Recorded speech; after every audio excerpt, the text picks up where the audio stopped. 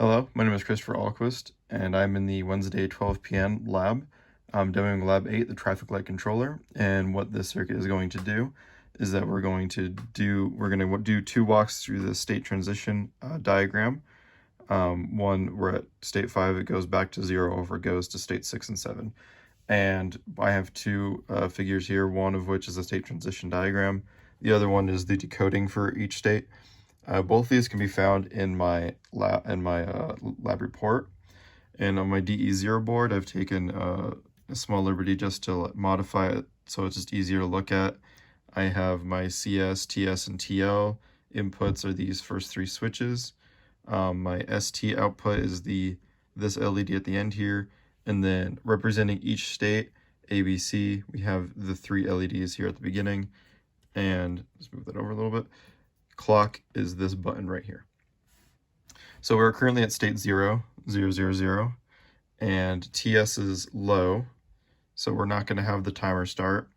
And if I press clock, it's going to stay at state 0. But if I turn TS high, we have the timer starting. We're going to go to the first state. Cool. It's just like state 0, state 1. TS is what is controlling it. And if TS is low, it's not going to transition. But if we turn TS high again, as such, then we can transition to state 2. And in state 2, we see that TL is what matters here. And so we're gonna, if TS is high, it won't matter. That's not the correct one. TL is what matters. Here the timer starting because it's transitioning. There we are. We're now at state 3. And then state 3, like state 1 and state 0 and state 1, is that TS is what's going to control it. Now we're at state 4. And at state 4, as you can see here, that's when B Street east and west is green. And just like the other green light at state 2, it's going to transition based off of the time long. So we're going to put that high. We're at state 5. And now we're going to go back to state 1 if TS is high and CS is low. So TS is high. So if TS is high, this is what it would be here. And the light goes on because CS is already low. If we turn that, if we have this, then we can just continue to state 0, where TS is what matters. And so now we're just going to quickly go back to state 5. So TS, I'm going to leave high because we're going to go state 2. In state 1, and then state 1 also depends on TS, so we're going to go to state 2. Then we're going to turn TL on.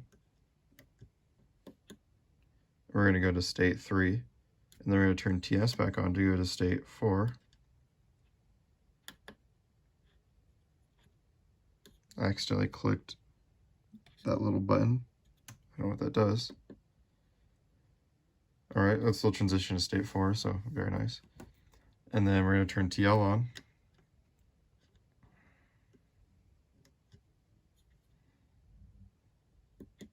Now it's state 5. And then now we're going to do TS and CS. So TS. As you can see, it doesn't matter what I do to CS because we have TS and CS. So if there's a short time has passed and there's no car, then we're going to go to state 0.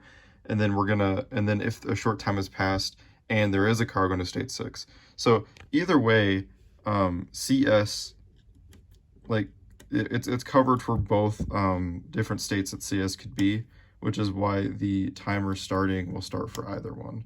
So we want CS to be high because we want to go to state 6. Then we go to state 6. And at state 6, if CS and TL low, so CS is high and TL is low,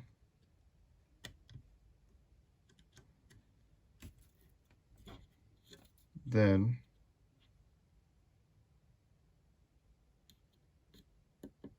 it doesn't transition.